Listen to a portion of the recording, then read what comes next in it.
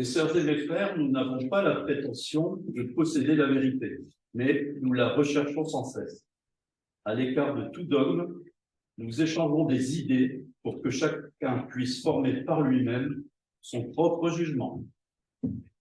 Votre présence nous conforte dans notre quête et nous y sommes particulièrement sensibles.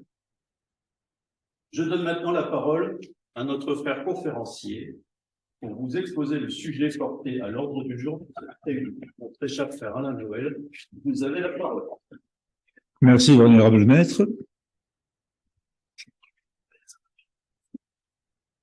Merci tout d'abord de m'avoir invité à participer ce matin à une tenue un peu exceptionnelle qui est celle des 50 ans de présence maçonnique de l'un de nos frères ici présents, et de m'avoir invité pour cet après-midi à prendre la parole publiquement sur un sujet que nous avons choisi en commun après quelques échanges et qui s'appelle tradition ou modernité. Cela suppose que nous serons amenés à opposer la tradition et la modernité. Et je vous le dis tout de suite, nous n'allons pas opposer la tradition et la modernité. La conclusion est très simple. La tradition et la modernité ne font qu'une seule et même chose. Le problème qui se pose aujourd'hui, ce n'est pas la tradition et la modernité, c'est ce que les philosophes et les sociologues du temps présent appellent la postmodernité. Nous en parlerons tout à l'heure. Alors, en introduction, me semble-t-il, il est souhaitable d'abord de vous dire, mes sœurs, mes frères, je suis très heureux de vous retrouver ici, surtout si vous n'êtes pas sœurs et frères initiés maçonniques, tout simplement parce que nous considérons qu'il n'y a que des sœurs et des frères dans l'humanité universelle. Vous pourriez me dire c'est une clause de style, parce que vous êtes franc-maçon, vous appelez tout le monde sœurs et frères, ça n'est pas une clause de style. C'est la réalité profonde. À la fois dans la tradition grecque comme dans la tradition hébraïque, nous sommes tous sœurs et frères. Nous sommes tous sœurs et frères parce que on pourrait penser qu'il y a plusieurs races, plusieurs ethnies. Il n'y a qu'une seule espèce humaine. Il n'y a pas 50 espèces humaines, il n'y a qu'une seule espèce humaine avec ses 46 chromosomes. Et sur le plan de la symbolique, sur le plan de la mythologie, qui est recoupée par l'histoire, il n'y a que, au fond, qu'une seule humanité. Vous savez que dans la tradition hébraïque, dans ce qu'on appelle, dans ce qui est la Bible pour la majorité d'entre vous, la Genèse fait état d'un déluge dans lequel toute l'humanité a été détruite. Un seul a survécu, c'est Noé et sa famille.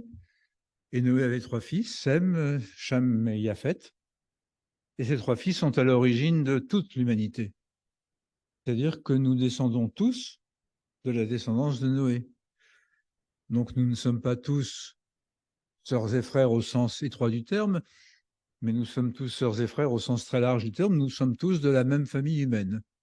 Et cela correspond très précisément à toutes les données scientifiques modernes. Il n'y a qu'une seule espèce humaine. Dans la tradition grecque que je connais aussi, eh bien, vous connaissez le mythe de Deucalion et Pyrrha. Après une catastrophe, Deucalion et Pyrrha sèment des pierres, et ces pierres vont devenir les hommes. Vous trouverez cela dans Rabelais. Ce ne sont que pierres vives. Les hommes ne sont que pierres vives.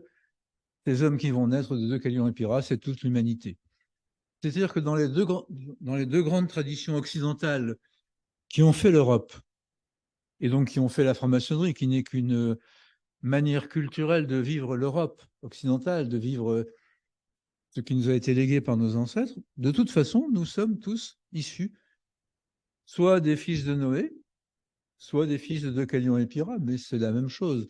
Le mythe dit rigoureusement la même chose, nous sommes tous sœurs et frères. Alors, ce n'est pas mesdames et messieurs, c'est mes sœurs et mes frères, parce qu'il n'y a pas d'autre façon de vous appeler dans un temple maçonnique en particulier. Alors, je dois parler de ce problème de tradition et modernité. Je dois en parler, bien sûr, En ce qui concerne la Grande Loge de France, que je connais mieux, je connaissais moins bien les autres obédiences, encore que. Et peut-être qu'en introduction, pour bien situer le problème, le plus simple est de vous donner les deux grands items qui caractérisent la Grande Loge de France, mais qui caractérisent également à des degrés divers les autres obédiences. Nous avons ce que nous appelons des constitutions, c'est-à-dire, nous aimons bien les grands titres. Une constitution, c'est la manière dont nous sommes, dont nous nous représentons dans le monde, c'est la manière dont nous racontons notre propre histoire. Et cette constitution tient en deux grandes idées. La première, c'est le premier alinéa de la constitution de la Grande Loge de France. La Grande Loge de France est un ordre initiatique, traditionnel et universel fondé sur la fraternité. Vous me direz, ça fait beaucoup de grands mots. Les francs-maçons aiment beaucoup les grands mots. Derrière les mots, il faut mettre des idées, il faut mettre des faits.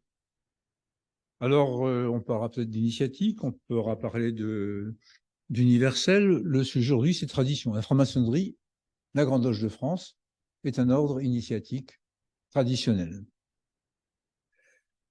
Mais il n'est pas que cela. Et parfois, on l'oublie.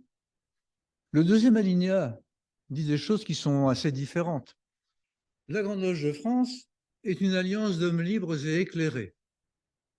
Si j'appuie sur éclairé, c'est parce que libres et éclairés, ce sont l'élément essentiel. Des hommes libres et des hommes éclairés. Et c'est une alliance, avec tout ce que ça comporte comme devoir. La Grande Loge de France est une alliance d'hommes libres et éclairés, travaillant à l'amélioration constante, spirituelle, intellectuelle, morale et matérielle de l'humanité. Et vous avez donc là, en deux phrases qui sont très courtes, ce qu'est la Grande Loge de France en tant qu'ordre maçonnique, mais ce que sont également toutes les autres obédiences maçonniques qui, dans les pays latins, se sont diversifiées à l'infini en fonction de notre culture latine, et qui, dans le monde anglo-saxon, ne se sont jamais diversifiées, qui sont restés monoblocs. Nous sommes à la fois un ordre initiatique et une alliance d'hommes libres, un ordre initiatique pour procurer ce qu'on appelle l'initiation, et une alliance d'hommes libres pour travailler dans la société. Les deux sont indissolublement liés. Si l'on enlève l'un des piliers de tout cela, il n'y a plus de franc-maçonnerie. À partir de là, vous vous rendez compte que si l'on parle d'un ordre traditionnel, c'est que cet ordre s'appuie sur la tradition. Si on fait référence à une alliance d'hommes libres, ça veut dire qu'on s'intéresse à ce que font les hommes libres dans le temps présent, donc dans la société où ils vivent, donc dans la période contemporaine. Et alors là, il faut distinguer tout de suite quelque chose qui n'est pas évident, c'est que quand on parle de modernité, on pense tout de suite à ce qui se passe aujourd'hui. Nous ne sommes pas dans la modernité. La modernité, ça fait référence à des temps historiques. Il y a eu l'Empire romain, il y a eu le Moyen-Âge, il y a eu la Renaissance, il y a eu la modernité qui naît au XVIIIe siècle, modernité qui a tendance à s'effacer, et nous pouvons conclure que nous sommes actuellement dans une période que je qualifierais, avec des sociologues qui vivent dans le temps présent, de post-modernité. Donc le titre de la conférence, c'est bien entendu franc-maçonnerie, tradition ou modernité, mais cela doit faire référence à ce qui est de l'ordre de la tradition, ce qui est de l'ordre de la modernité, c'est-à-dire de ce qui naît au XVIIIe siècle jusqu'au XXe siècle, pratiquement jusqu'après la Seconde Guerre mondiale.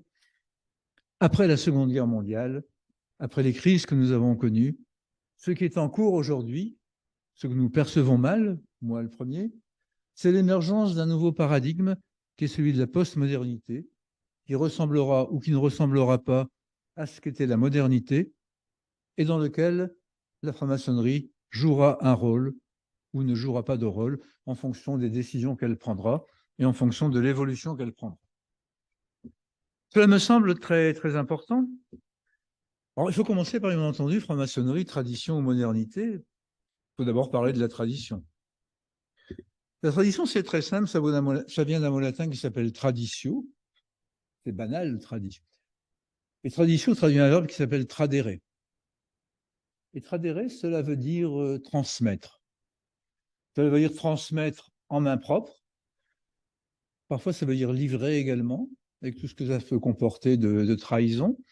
Mais transmettre, c'est simplement l'action de transmettre. La transmission, c'est l'action de transmettre. Et la tradition, c'est l'action de transmettre. Et quand on vous parle de tradition et de transmission, ce n'est pas la peine de faire de grands distinguos. Ces deux mots, ce sont exactement la même chose. Alors, bien entendu, la tradition a, pour certains, une connotation religieuse. C'est évident. La franc-maçonnerie est née dans un milieu chrétien, spécifiquement protestant, en Angleterre, et toute la démarche qui s'est inspirée de cela s'est développée dans un milieu protestant, mais chrétien. La franc-maçonnerie est d'origine chrétienne. J'entends par-ci par-là que ça n'est pas chrétien. Nous ne sommes plus forcément chrétiens, mais l'origine est chrétienne. Les racines de la franc-maçonnerie sont des racines chrétiennes et protestantes. Si on ne comprend pas ça et si on ne veut pas l'admettre, on ne comprend pas ce que nous sommes. Ça ne veut pas dire que nous sommes restés des chrétiens et des protestants, bien évidemment. Je ne serai pas là pour en parler. Mais notre héritage, c'est celui-là. Et comme tout héritage, nous devons l'assumer. Alors, le concept de tradition, c'est tradere, donner, remettre en main propre, transmettre directement. Il y a une autre signification qu'on retrouve dans Cicéron. C'est enseigner. Petite phrase de Cicéron dans, je ne sais plus quel titre, c'est tradere virtutem hominibus. Ils enseignèrent la vertu aux hommes. La tradition, c'est d'enseigner la vertu aux hommes. Et vous avez peut-être remarqué, je pense que vous n'avez pas remarqué en fonction de ce qui a été dit pour présenter la conférence de ce jour, quelques phrases qui viennent du premier, du consurient et du frère orateur, ce sont des termes que l'on connaît. Cette idée que il y a des mots qui sont apparus, que vous n'avez peut-être pas retenus, mais les mots essentiels, c'est justice et vérité. Justice et vérité, c'est la base de la franc-maçonnerie. Dans la cérémonie d'initiation, que je ne vous détaillerai pas, il y a des secrets qu'il faut garder quand même. Tout à la fin de la cérémonie d'initiation, il y a ce qu'on appelle l'instruction maçonnique, c'est-à-dire qu'on donne à celui qui vient d'être initié quelques éléments pour qu'il puisse se repérer, et on lui apprend que la franc-maçonnerie doit pratiquer la vertu. Vertu, tout le monde a oublié que ça vient du mot latin vir, c'est-à-dire ce qui fait un homme au sens générique, pas un homme par rapport aux femmes, bien évidemment, ce qui fait l'être humain. Et on pose la question de savoir comment un franc-maçon doit-il pratiquer la vertu. La réponse est excessivement simple. Vous venez de l'entendre à travers les différentes interventions, en préférant à toute chose la justice et la vérité. C'est-à-dire que la franc-maçonnerie ne peut se développer, ne peut vivre que si chaque franc-maçon est intimement convaincu qu'il doit préférer à toute chose, pas dans sa vie maçonnique en loge seulement, ce serait trop facile, c'est à la portée de tout le monde. 2 heures tous les 15 jours, c'est pas très important en fait. Mais dans sa vie quotidienne, dans sa vie dans l'entreprise, dans sa vie dans son milieu sportif, associatif, préférer à toute chose la justice et la vérité. Le franc-maçon à l'extérieur, qui ne préfère pas à toute chose la justice et la vérité, n'est pas un franc-maçon. Et l'homme, dans la vie extérieure, qui préfère à toute chose la justice et la vérité, même s'il n'est pas un franc-maçon initié, se conduit comme un franc-maçon.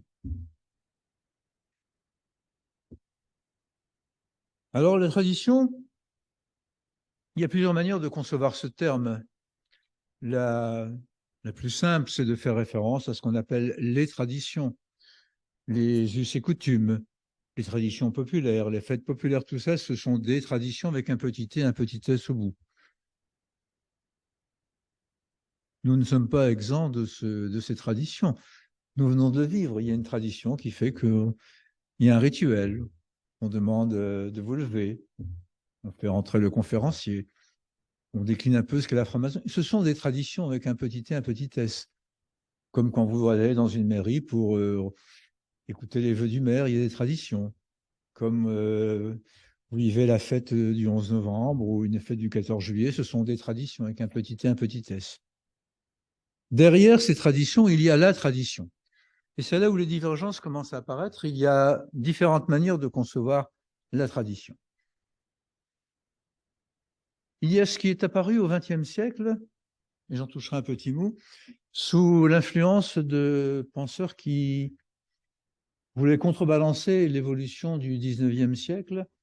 C'est une évolution très matérialiste, très pas scientifique, très scientiste. Pas où la raison prédominait, mais où le rationalisme prédominait. Et qui ont remis en place l'idée qu'il y avait autre chose que le rationalisme, que le matérialisme, et qu'il y avait des notions à trouver dans le symbolisme, dans d'autres manières, dans d'autres cultures, notamment orientales. L'exemple le plus typique, c'est René Guénon. Et René Guénon a été, d'une part, l'un des réformateurs de la tradition maçonnique du début du XXe siècle, et en même temps, il a fait apparaître l'idée, il a développé l'idée avec d'autres, comme Julius Evola, comme Ananda Coomaraswamy, comme Titus Burkhardt et comme d'autres auteurs que vous ne connaissez pas forcément, il existait quelque chose qui allait par-delà les différentes religions, par-delà les différentes traditions, et qui s'appelait la tradition primordiale. Il y avait quelque part, pour René Guénon, quelque chose qui transcendait toutes les religions et dont toutes les religions étaient issues.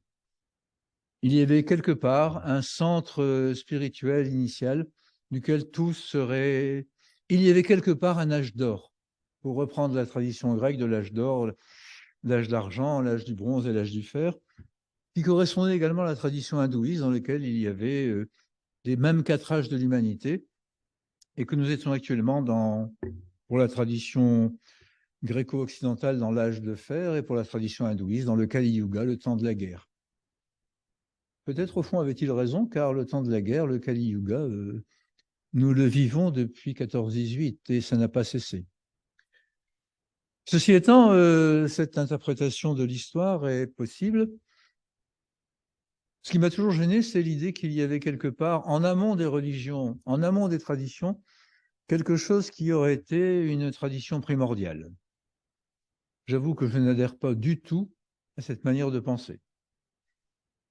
Un certain nombre de francs-maçons y adhèrent, un certain nombre de loges de la Grande Loge de France y adhèrent, un certain nombre de loges d'autres obédiences y adhèrent.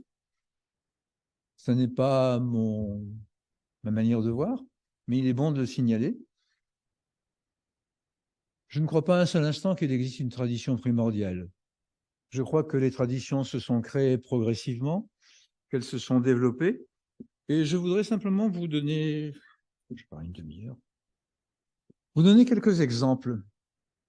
Et notamment vous dire, quitte à choquer certains d'entre vous qui sont frères et sœurs, ceux qui ne sont pas frères et sœurs et qui m'écoutent pour la première fois découvriront, c'est qu'en fait, les traditions s'inventent au fur et à mesure. Il n'y a pas de tradition qui vient de la nuit des temps, comme le pensait René Guénon. Quand on pense que ça vient de la nuit des temps, ça suppose qu'il existe quelque part une tradition qui a été révélée à l'humanité. Et donc là, on n'est plus dans le domaine de la franc-maçonnerie, on rentre dans le domaine de la religion qui ne nous concerne pas. Les traditions s'inventent. Je vais vous donner quelques exemples qui vont vous surprendre. Vous avez tous vu, je pense, en 2016, un magnifique film de James Bond qui s'appelait Spectre.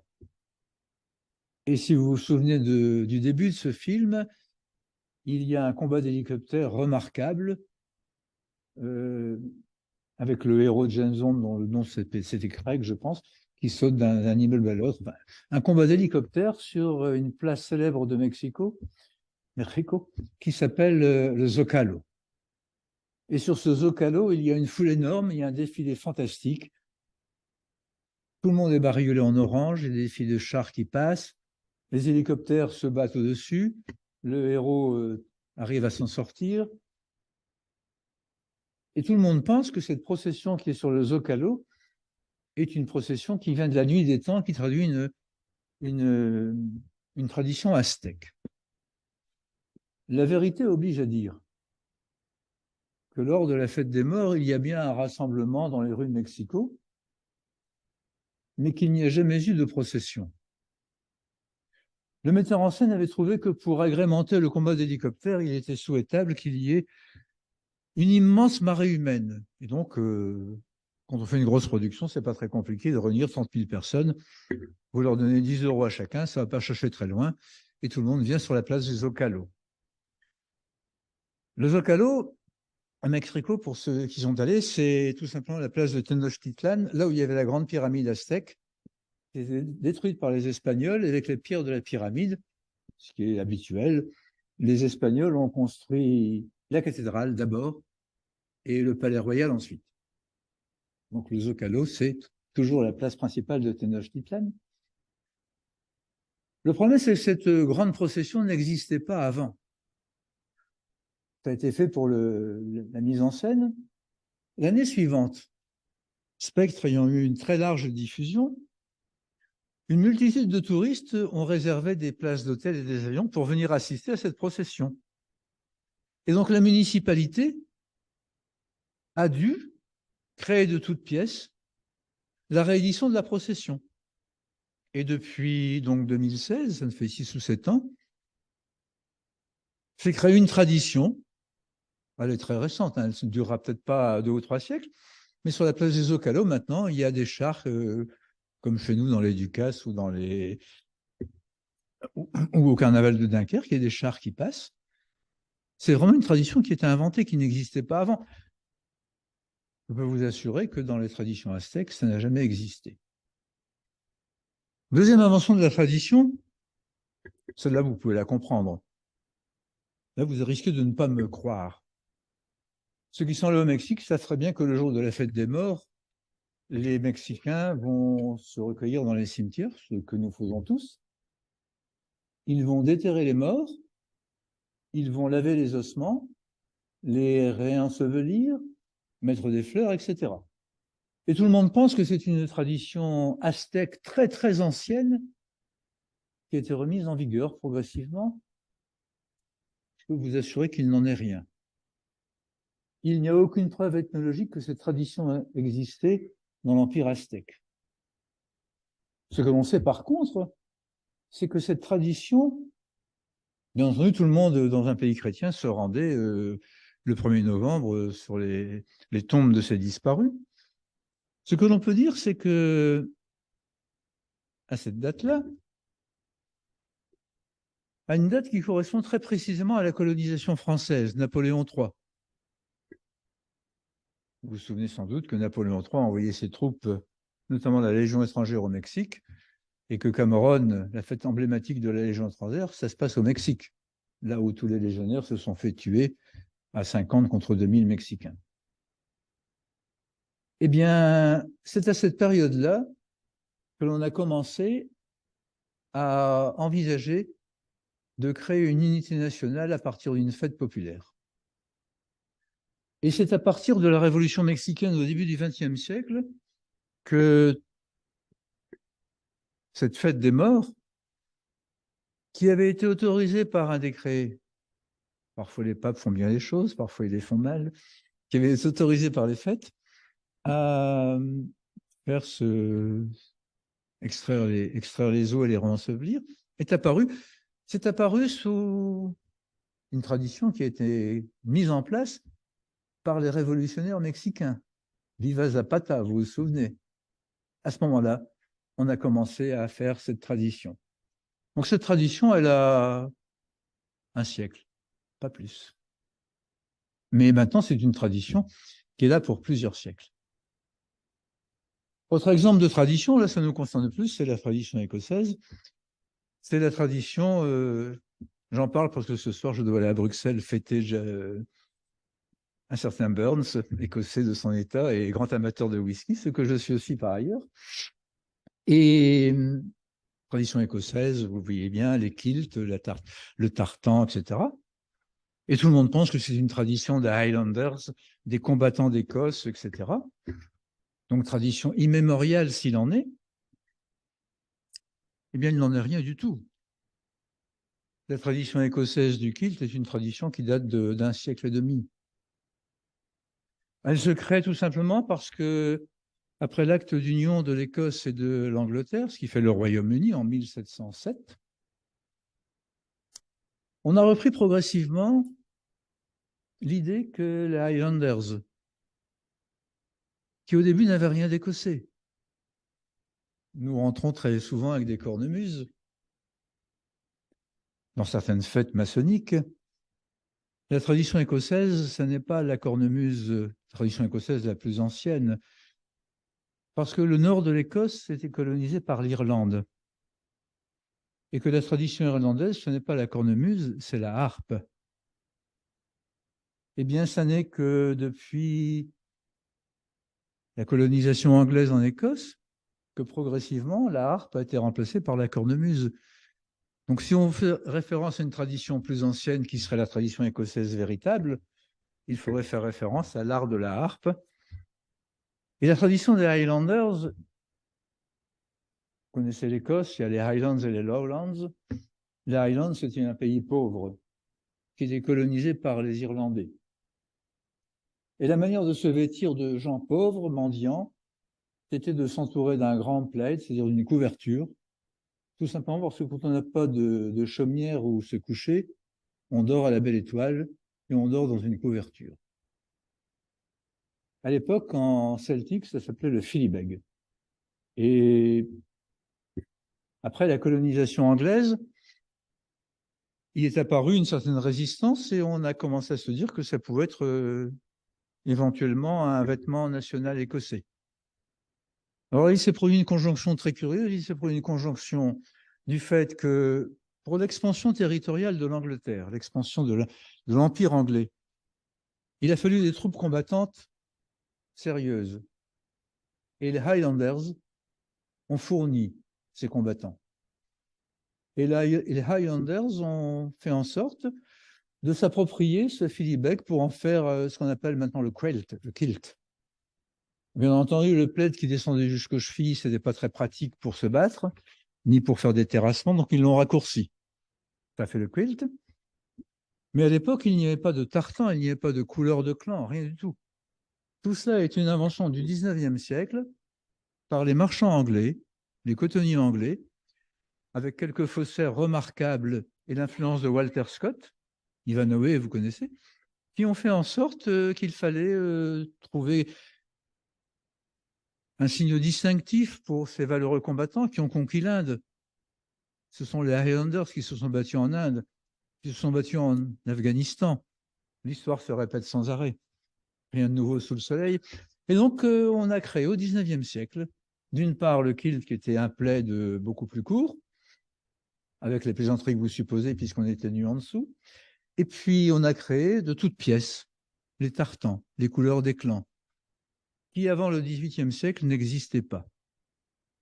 Alors, je suis toujours très, très admiratif de voir des frères francs-maçons qui viennent en kilt avec des couleurs de tartan qui ne sont pas les couleurs de leur clan, en pensant que c'est une tradition, comme disent les Anglais, immémoriale. C'est une tradition qui date du 19e siècle et qui est l'invention pure et simple de faussaires qui ont fait l'histoire, qui ont refait l'histoire, dont Walter Scott, et de commerçants britanniques qui ont fait en sorte qu'il fallait faire vivre le coton britannique. Et le livre qui a fait en sorte de catégoriser les 79 clans écossais est un livre qui a été conçu de toutes pièces et qui est un faux magnifique du 19e siècle. Donc la tradition se crée. Alors, est-ce que la tradition maçonnique s'est créée? Vous pouvez penser que la tradition maçonnique existe depuis la nuit des temps et que c'est une déclinaison d'une tradition primordiale qui nous viendrait de quelque part d'un royaume mystérieux de l'Agartha. Vous pouvez penser, comme l'a écrit James Anderson dans ses constitutions, comme l'a écrit Laurence Dermotte, qui a repris le même texte sans en changer un iota ou pratiquement, que nous sommes les héritiers des bâtisseurs des pyramides d'abord, du temple de Salomon en Judée, vaguement des temples grecs. Anderson ne connaissait pas le grec. Il parlait français, anglais et hébreu, mais il ne connaissait pas le grec, et des bâtisseurs romains. Et que nous sommes les héritiers directs de tout ce monde-là. Je vais vous décevoir, il n'en est rien. Il n'en est strictement rien. Nous n'avons aucune filiation directe avec les corporations de bâtisseurs. Heureusement. De même que nous n'avons aucune filiation directe ou indirecte avec ce qu'on appelle en France le compagnonnage. Bien que nous ayons l'un et l'autre repris la symbolique des corporations de bâtisseurs, mais pour en faire tout autre chose. On a repris des éléments que nous avons transformés, les compagnons ont repris des éléments qu'ils ont transformés, et on a fait quelque chose de très moderne, car tout cela s'est fait au XVIIIe siècle. Alors, quelle est la tradition maçonnique, en fait, qui se crée à cette époque? Elle se crée à Londres et là, il faut revenir à l'histoire, parce que l'histoire va nous apprendre ce que nous sommes, ce que nous avons fait, ce que nous devons être, et ce que nous pouvons proposer au monde d'aujourd'hui. Elle se crée tout simplement en 1717 à Londres. Les historiens débattent de savoir si c'est à Saint-Jean d'été ou plus tard. Ça n'a rigoureusement aucune importance. Il ne faut pas se focaliser sur des dates, il faut se focaliser sur l'idée qui apparaît. Qu'est-ce qui se passe en 1717? Pas grand-chose. On crée la première grande loge au monde qui s'appelle la Grande Loge de Londres et de Westminster.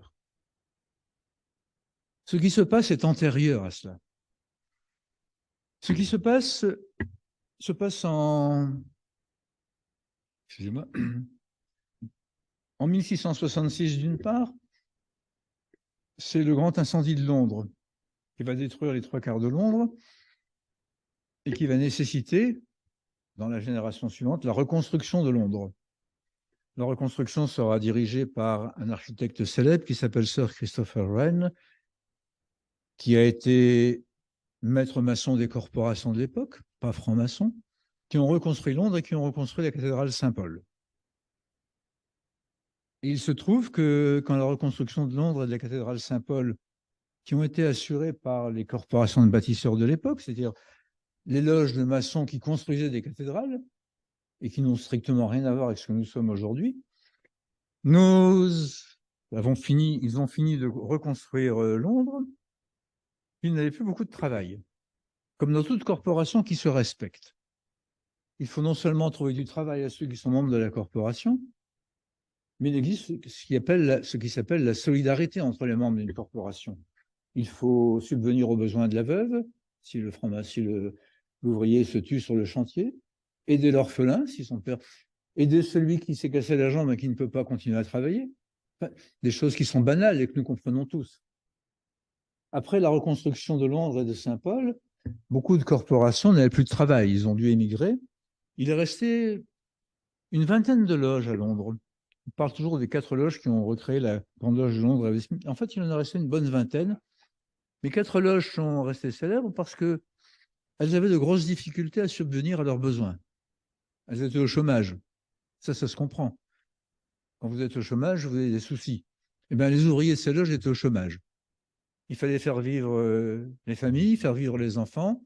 Il y avait des malades, des ouvriers qui pouvaient plus travailler, d'autres qui étaient des enfants qui étaient orphelins. Elles se sont donc réunies pour essayer de subvenir à leurs besoins en commun.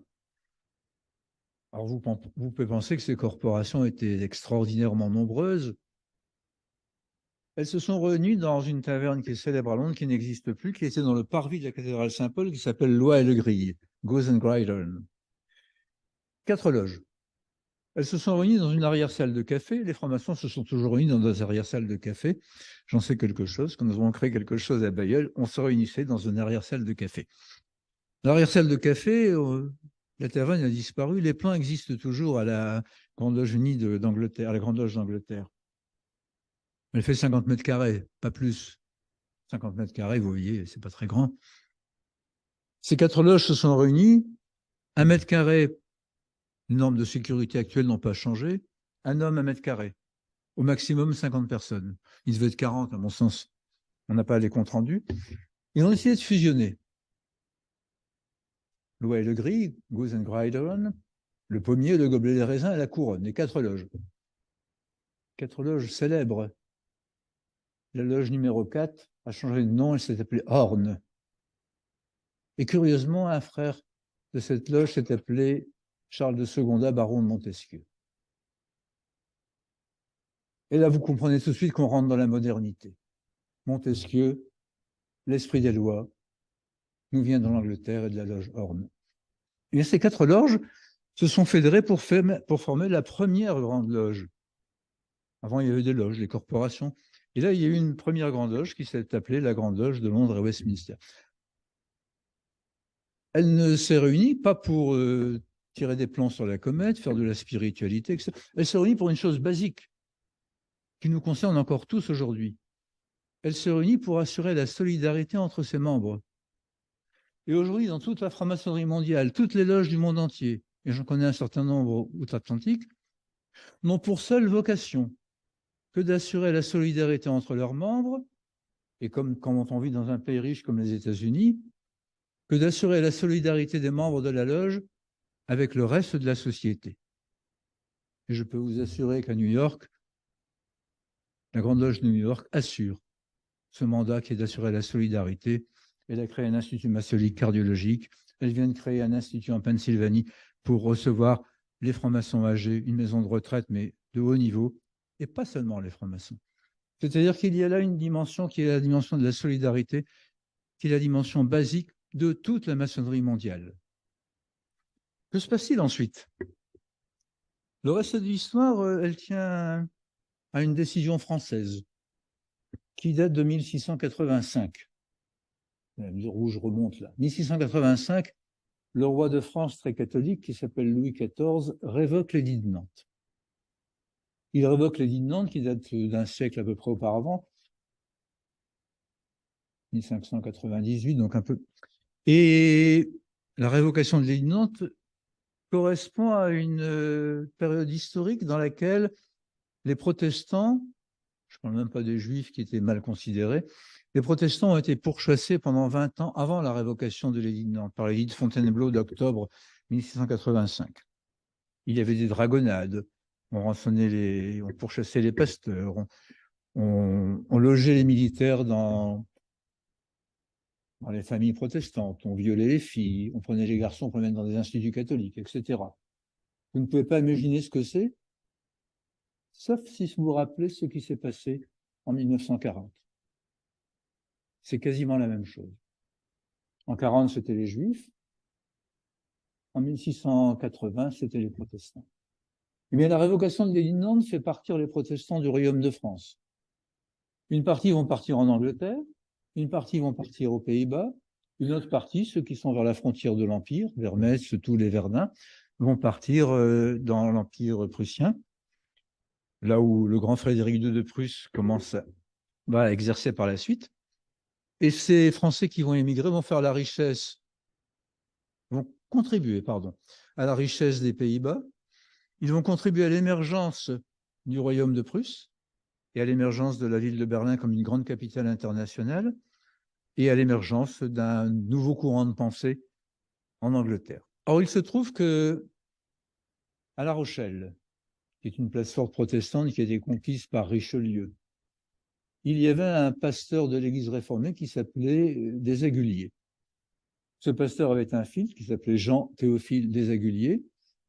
1685, la seule solution, c'est d'émigrer en Angleterre. Quand vous êtes dans un port, vous allez en Angleterre, c'est plus facile que de traverser toute la France. Et Jean Desaguliers a envoyé son fils en Angleterre. Et Jean-Théophile Desaguliers est devenu John Théophile Desaguliers. Il est devenu pasteur de l'église anglicane. Il est devenu membre de la Royal Society, FRS, Fellow of Royal Society. Il est devenu le secrétaire du plus grand savant de l'époque avec Leibniz, qui en Angleterre s'appelle Isaac Newton. Et il est devenu le confesseur du prince de Galles. Quelle jonction avec ce que je viens de vous dire? Simplement qu'entre 1686 et 87, où il émigre alors qu'il a 4-5 ans en Angleterre, et 1717, où la Grande Loge de Londres et de Westminster se créent, il va se produire quelque chose d'assez extraordinaire. C'est que cette Grande Loge qui se crée ne se crée qu'à partir de loges corporatives, et qu'en quelques années, en 5 ans très précisément, la nature de cette première obédience va changer complètement. Elle va changer complètement parce que le premier grand maître s'appelle Anthony Sayer, c'est un gentleman, un gentilhomme, qui restera dans l'histoire pour le premier grand maître de la Grande Loge d'Angleterre. Le second s'appelle George Payne, Esquire, comme disent les Anglais, niveau supérieur. Et le troisième grand maître de cette obédience naissante, qui comprend toujours 40 ou 50 personnes, s'appelle Jean-Théophile des Aguiliers. Et voilà, d'un seul coup, vous avez la jonction entre une structure corporative qui est a priori agonisante et une nouvelle structure qui se crée dans laquelle le grand maître principal, est un pasteur de l'Église, un évêque de l'Église anglicane, car il y a des évêques dans l'Église anglicane, confesseur du prince de Galles, secrétaire de Newton et membre de la Royal Society. Là, je ne peux pas vous donner l'explication, personne ne la connaît. En quelques années, on pense qu'un tiers à la moitié des membres de la Royal Society, c'est-à-dire le Collège de France de l'époque, qui a été créé après. Royal Society, c'est 1660, avec Sir Robert Moray. Collège de France, si mes souvenirs sont bons, c'est 1666. La moitié ou un tiers vont rentrer dans la Grande Loge de Londres et Westminster. Et d'un seul coup, on change de nature. On passe d'une association de gens qui bâtissent des temples, des cathédrales, des palais royaux, à des gens qui sont des savants et des philosophes. Et la franc-maçonnerie, elle naît de cette conjonction étrange, mal explicitée, mais elle naît de là. Si elle se transforme, elle transforme également sa façon de penser. Elle transforme sa façon de penser, et là on rentre de plein pied dans ce que j'appelle la modernité. La modernité, c'est-à-dire qu'il va s'agir de faire en sorte que dans les discussions, dans les manières de penser, on va faire référence à des notions qui sont nouvelles par rapport aux notions antérieures. Les notions antérieures sont des notions religieuses, chrétiennes, protestantes. Les notions nouvelles vont des notions scientifiques et philosophiques. Pourquoi cela se crée? Pour une raison aussi mal expliquée, mais qu'on comprend très bien. En 1688, le roi Guillaume chasse le roi catholique d'Écosse, qui est roi d'Angleterre, et prend sa place. C'est ce qu'on appelle la glorieuse révolution anglaise, qui a fait pratiquement pas de victimes. Et les Stuarts émigrent chez Louis XIV, à Saint-Germain-en-Laye, légende ou pas légende, peu importe. Il se passe donc un changement important. Ce changement important, c'est l'irruption de la science et de la raison dans la corporation des bâtisseurs. C'est l'irruption également d'une pacification entre les protestants.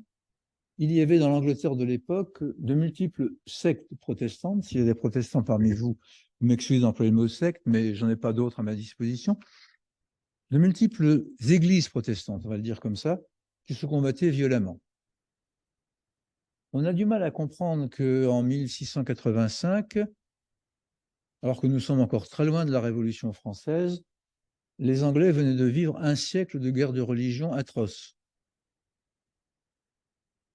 Les protestants se battaient contre les catholiques, les puritains contre les protestants, les anabaptistes contre les anglicans, les quakers.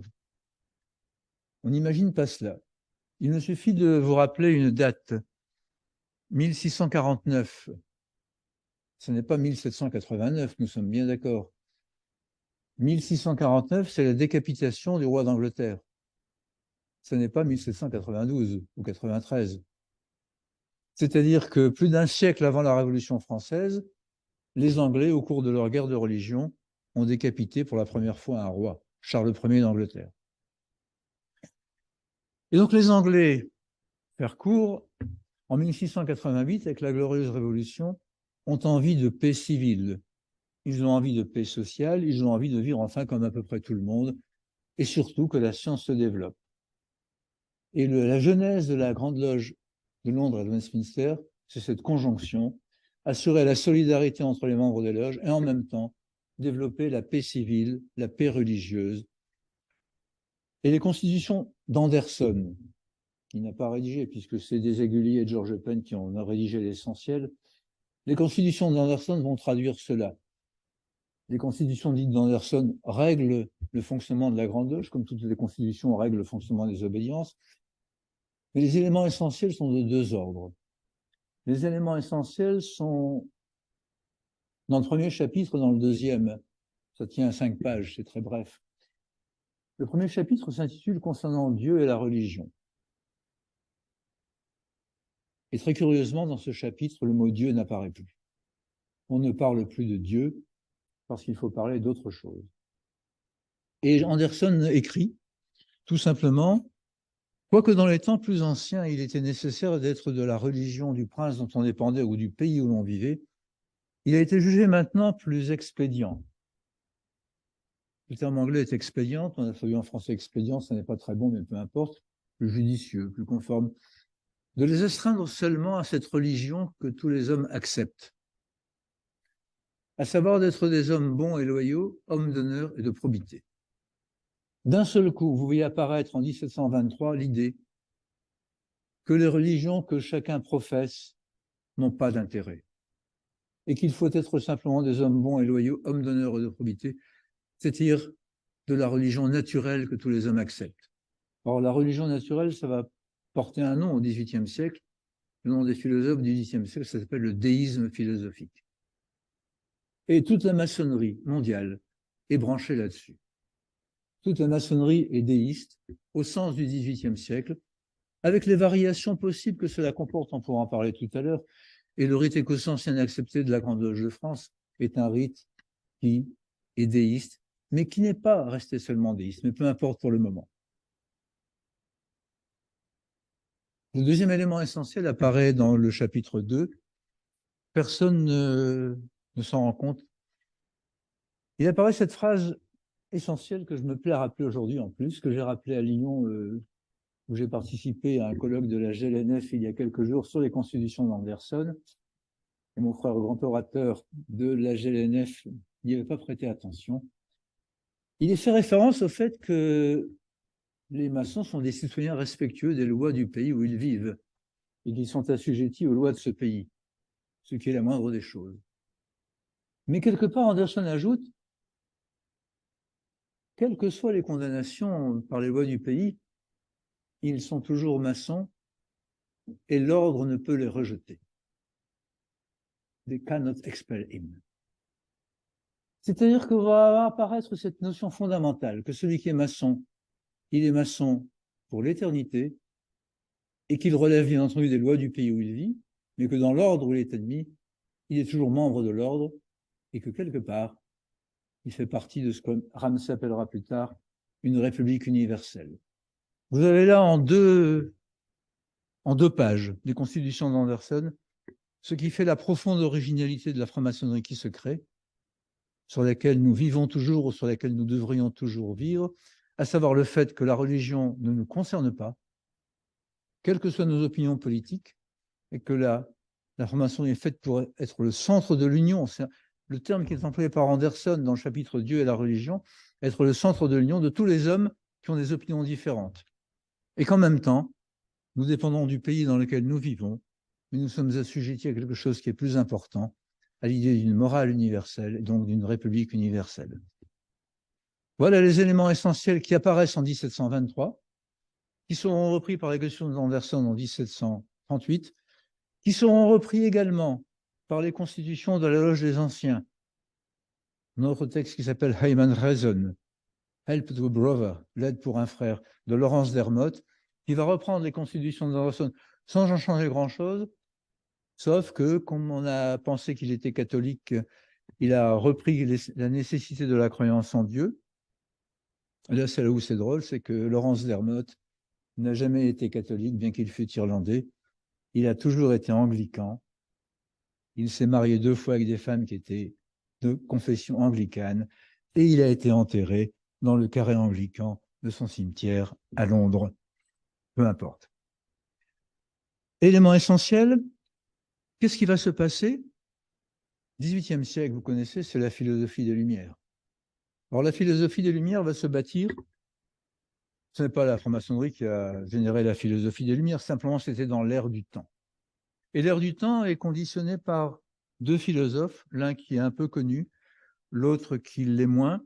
Celui qui est connu s'appelle John Locke, en Angleterre. Et là, les dates ont leur importance. L'autre qui n'est pas connu, c'est Pierre Bayle, qui est français. Les dates ont leur importance car en 1685, Louis XIV révoque l'édit de Nantes par l'édit de Fontainebleau. On pourchasse les protestants. On en revient à un peuple, un dieu, le totalitarisme. Vous allez plus loin au XXe siècle, ein Reich, ein Führer, ein Volk. C'est la même chose.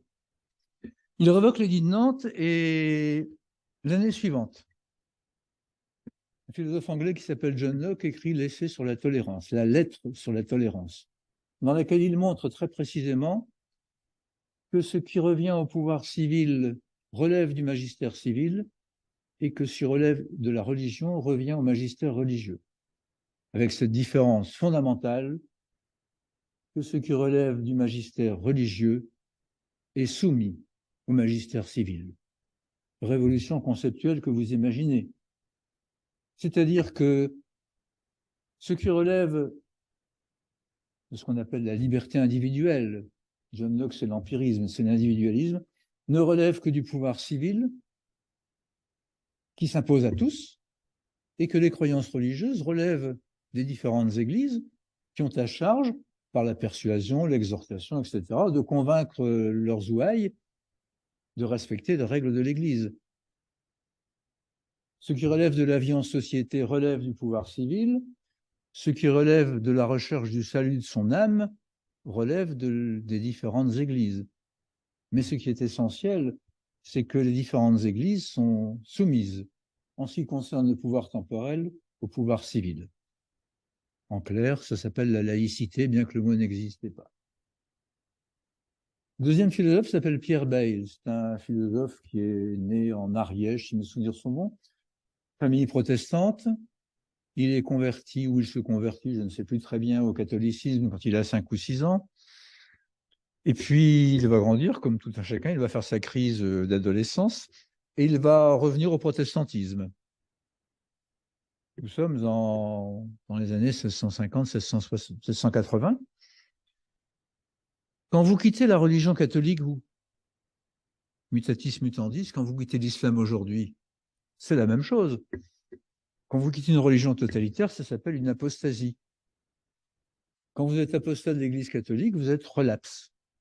Et quand vous êtes relapse, vous êtes condamné à être brûlé. Il n'a donc pas d'autre choix que de partir en Hollande, où il mourra bien des années plus tard, parce qu'il ne pourra jamais revenir en France, sinon il aurait été brûlé. On est au XVIIe siècle.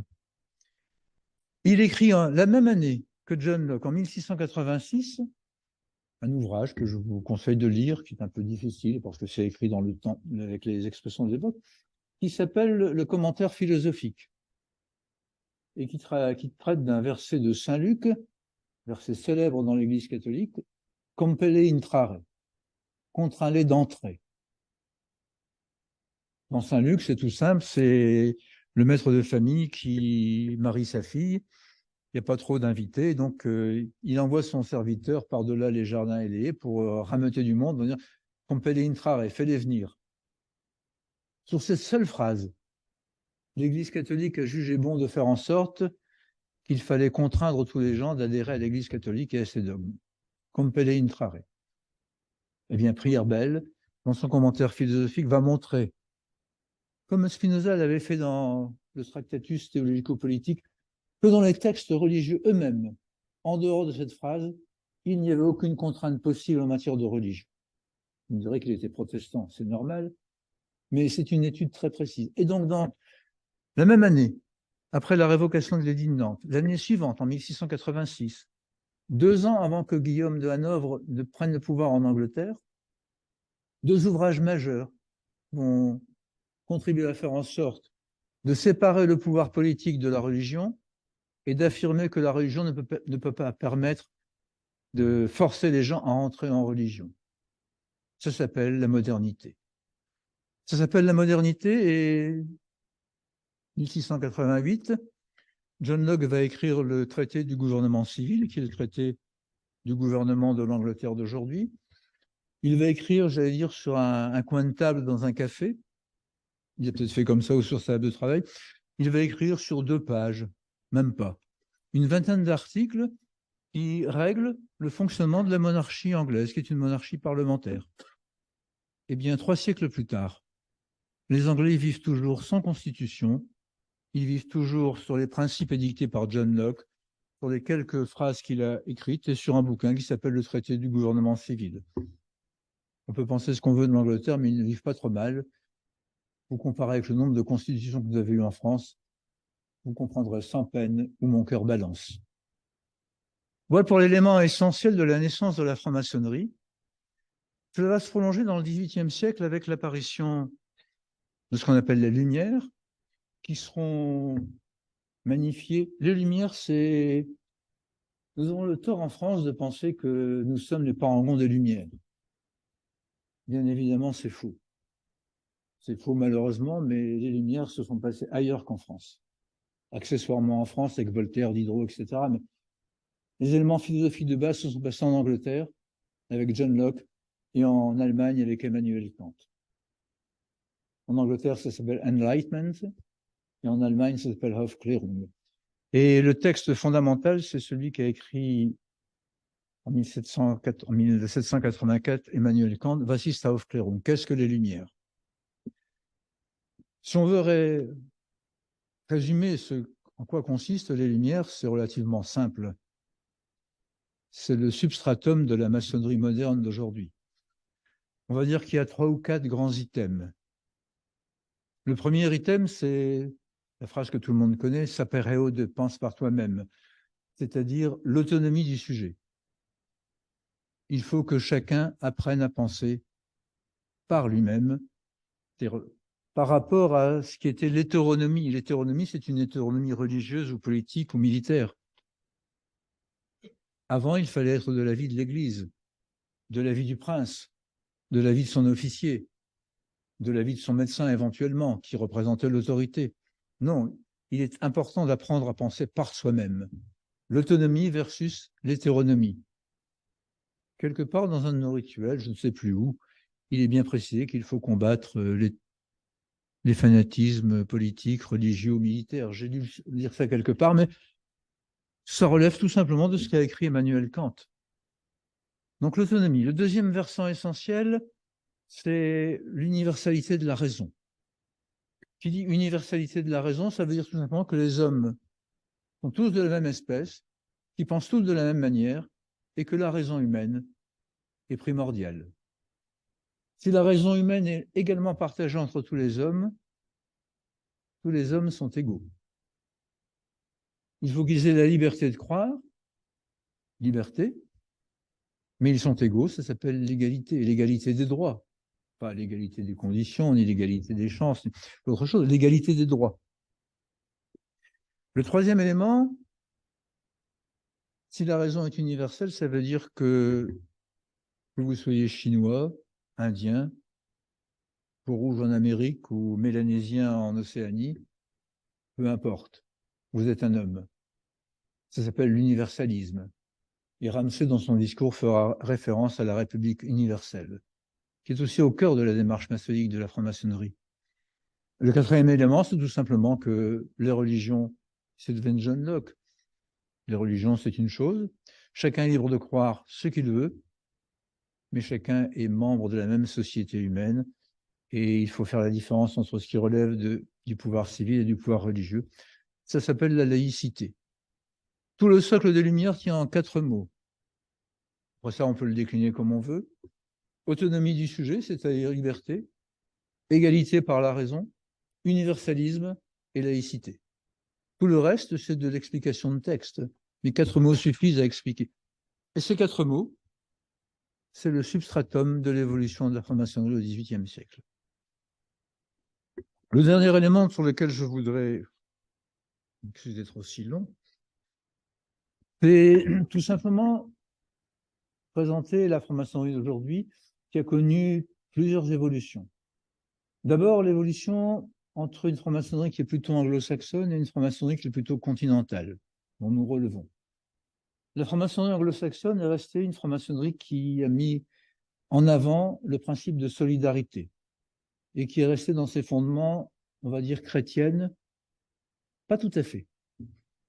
Mais l'élément essentiel, c'est cela. La franc-maçonnerie qu'on peut qualifier de continentale, qui est la franc-maçonnerie qu'a créée la Grande Loge de France au XVIIIe siècle, toute la franc-maçonnerie du 1er au 33e degré du rite a été créée par la Grande Loge de France au cours du XVIIIe siècle.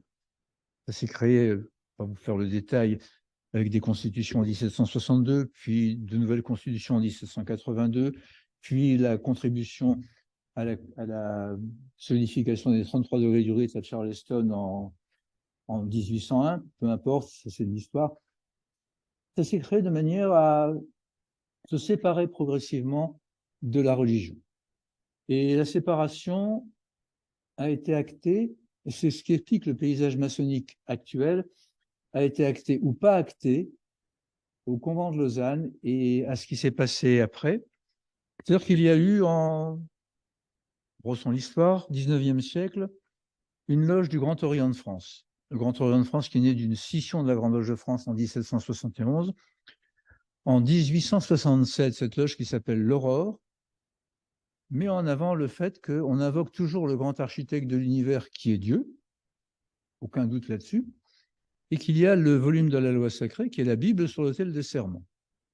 On est dans une période de conflit avec l'Église catholique et cette loge, l'Aurore, veut que au Grand Orient, qu'on supprime cette notion d'invocation au grand architecte de l'univers qui est Dieu.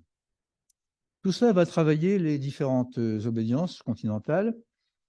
En France, cela pose la question au sein du Grand Orient de France et du Suprême Conseil de France, qui à l'époque est l'organisation qui regroupe les loges de la Grande Loge de France. Les solutions vont être très différentes et vous avez l'explication de 3 tendances maçonniques en Europe continentale. En ce qui concerne le Grand Orient de France, les choses ont commencé en fait en Belgique. Les Belges sont beaucoup plus radicaux que les Français de ce point de vue-là.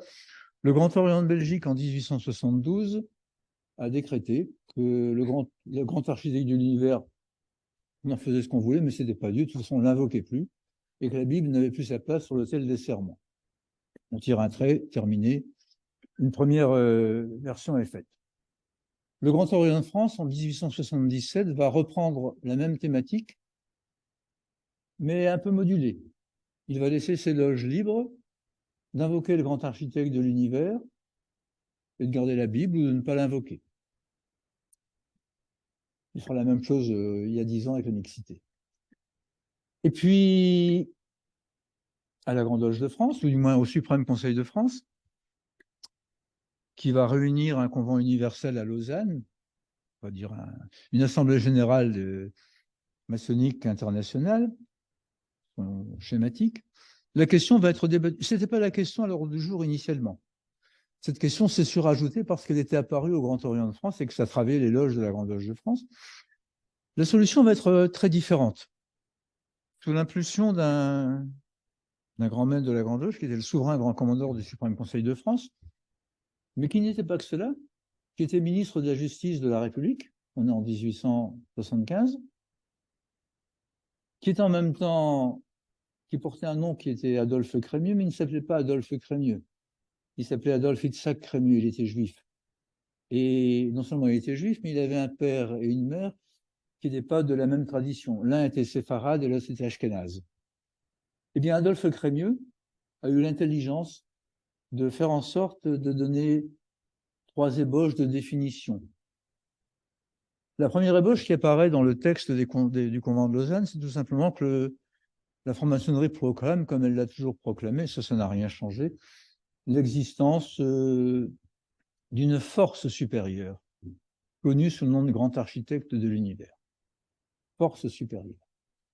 Dans les discussions des commissions, il est apparu par 3 fois le fait que la franc-maçonnerie proclame, comme elle l'a toujours proclamé, l'existence d'un principe créateur. connu sous le nom de grand architecte de l'univers. Et dans le manifeste qui sera publié, qui résume les travaux, il sera fait mention que la franc-maçonnerie proclame, comme elle l'a toujours proclamé, on est très traditionnel en franc-maçonnerie, l'existence du créateur suprême avec un grand C. C'est-à-dire que d'un seul tenant, on fait apparaître que dans la franc-maçonnerie du XIXe siècle, il est possible d'être chrétien convaincu de croire au créateur suprême qui est Dieu, le Dieu de la Bible. Il est possible de croire et d'invoquer le grand architecte de l'univers qui est un principe créateur. C'est le déisme philosophique du XVIIIe siècle. Et il est possible de croire en une force supérieure qui n'est plus définie comme un Dieu créateur. Ah, pour moi, ça correspond au moteur immobile d'Aristote ou peu importe. C'est-à-dire qu'il est possible d'un seul tenant ou d'être agnostique ou athée. J'avoue que la différence entre les deux me chagrine un peu. Ou d'être philosophe déiste du XVIIIe siècle, ou d'être croyant, catholique, protestant. Au fond, cela n'a pas d'importance. La Grande Loge de France vit sur ce convent de Lausanne. Elle vit sur ce fait que le problème du grand architecte, qui serait Dieu ou qui ne serait pas Dieu, ne concerne que chacun d'entre nous et ne concerne pas la loge. La religion, de ce point de vue-là, n'a rien à faire en loge. Et il existe une troisième tendance qui s'est fait jour, c'est le refus du convent de Lausanne, qui aboutit à la création ou au maintien de loges, notamment anglo-saxonnes, mais également en France, dans lequel la croyance en Dieu est restée obligatoire. Donc vous avez d'un côté une maçonnerie où la croyance en Dieu est plutôt rejetée, une maçonnerie qui est celle de la Grande Loge de France, que je connais le mieux, où la croyance en Dieu n'est pas un problème.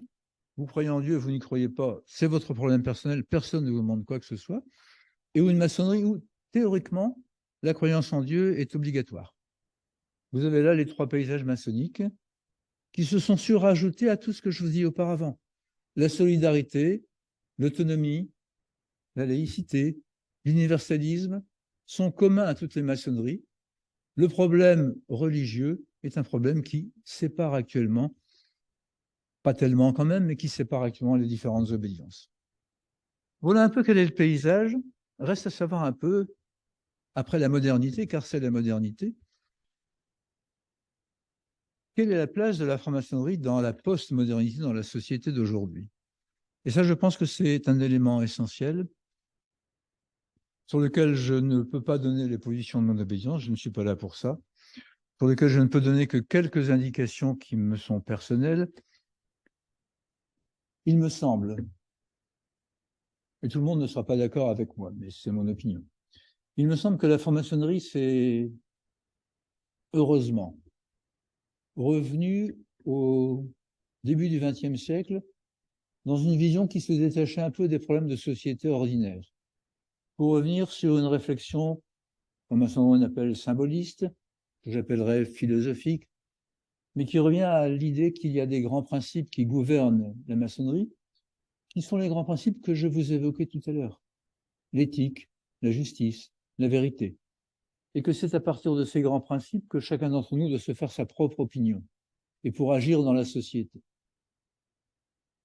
La question qui se pose, c'est est-ce que nous devons agir isolément dans la société ou est-ce que l'obédience ou les obédiences doivent agir en tant que telles dans la société? Ce problème-là n'est pas franchement résolu et il n'y a jamais eu de décision réellement qui a été prise.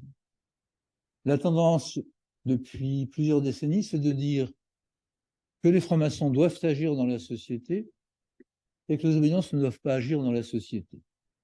J'y ai cru très longtemps. Je pense que quelque part, nous devons peut-être réfléchir à ce que nous faisons.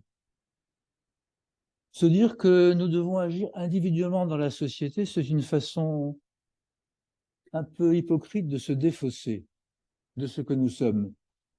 Cela veut dire qu'on se réunit entre nous, on parle de grands problèmes et on laisse à chacun le soin de travailler à l'extérieur.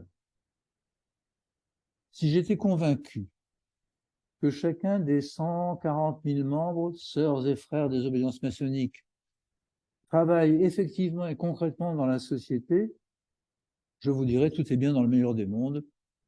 Nos obédiences n'ont qu'une chose à faire, ce que j'ai toujours entendu et que j'ai longtemps cru, former des francs-maçons. Je pense que ce n'est peut-être pas suffisant car je n'ai plus l'impression que les 140 000 membres de la franc-maçonnerie, actuellement, travaillent réellement dans la société. Ce qui veut dire que je pense non pas que les obédiences doivent s'impliquer dans la vie sociale. Ce n'est pas du tout le fonctionnement d'une obédience, ce n'est pas la vocation d'une... C'est que je pense que les obédiences doivent un peu solliciter les frères sur le plan de la culture, de l'histoire, de la philosophie, de ce qu'ils sont, de leur héritage, à s'impliquer concrètement dans la société et que les obédiences doivent favoriser tout cela. Je pense que la postmodernité, c'est peut-être cette manière de travailler qui me semble nécessaire. Il y a eu un moment où la franc-maçonnerie était très active dans la société. Troisième République, ce n'est pas un secret pour personne, les 2/3 des parlementaires, députés et sénateurs étaient francs-maçons. Vous n'êtes pas étonné que la grande majorité des lois sur la presse, de la sécurité sociale, tout ça est né de tout cela, parce que c'est consubstantiel à l'idée maçonnique. Ça n'est plus le cas aujourd'hui. La plupart des députés et sénateurs ne sont pas francs-maçons. On pourrait me dire c'est pas plus mal ou c'est bien, peu importe. Ce que je constate, c'est que les idées maçonniques ne transparaissent plus dans la société. Qu'elles doivent passer par le canal parlementaire comme à la Troisième République, c'est une chose. Ce n'est pas forcément la vérité aujourd'hui. Mais que les idées maçonniques ne passent plus dans la société me pose problème. Et je pense que cela devrait poser problème à chacun d'entre nous. Je n'ai pas de solution à vous proposer là. C'est une question. La postmodernité s'écrit aujourd'hui. C'est facile de parler de la tradition. C'est facile de vous expliquer ce qu'est la modernité parce que nous l'avons derrière nous. Et je peux vous expliquer très, très concrètement ce qu'était la maçonnerie et quelles sont les idées majeures qui ont fait la maçonnerie ou quelles sont les idées majeures que la maçonnerie a infusées dans la société. Aujourd'hui, ce n'est plus le cas. Le monde reste à construire. Je voudrais simplement terminer parce que j'ai beaucoup parlé par peut-être quelques citations qui vous expliqueront beaucoup mieux que moi ce que je pourrais penser. Je vais les retrouver. C'est tout simplement... L'une de ces citations, c'est une citation de René Allo, que certains d'entre vous connaissent. Il parlait quelques phrases à propos du symbolisme. Parce que la franc-maçonnerie, c'est aussi une tradition symbolique. Ainsi, sa parole voilée pour elle